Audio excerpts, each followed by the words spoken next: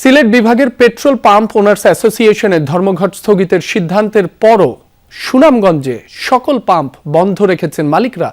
সকাল থেকে সবগুলো পাম্পে জ্বালানি সরবরাহ বন্ধ থাকায় বিপাকে পড়েন পরিবহন শ্রমিক ও সাধারণ যাত্রীরা। শহরের গ্যাস ও পেট্রোল পাম্পে দেখা যায় লম্বা সারি। এদিকে জ্বালানি না পেয়ে সুনামগঞ্জ সিলেট মহাসড়ক অবরোধ করেন ক্ষুব্ধ পরিবহন শ্রমিকরা।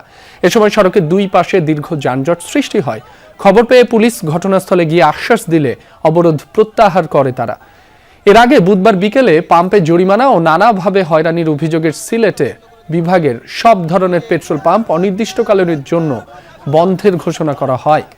পরে প্রশাসনের আশ্বাসে রাতেই ধর্মঘট স্থগিতের ঘোষণা দেয় petrol pump owners association. Gas pump বন্ধ হওয়ার কারণে আমরা হাজার হাজার শ্রমিক আছি, আমরা আনাগাই আছি, আমরা ফ্যামিলি খুব সংকট আছে। আমরা নোটিশ নাই, কিছু নাই, হঠাৎ করে গ্যাস পাম্প বন্ধ করে দিল। আমরা এখন আমরা পেট্রোল জ্বালাই কিস্তি আছে, আমরা গাড়ি টাড়ি নিছি, কিস্তি লইয়া কিলা কিস্তি দিমু। এত শ্রমিক হল সব একটা কাউকে গ্যাস দেয় নাই। এখন আমরা কিভাবে বাড়িতে যাই,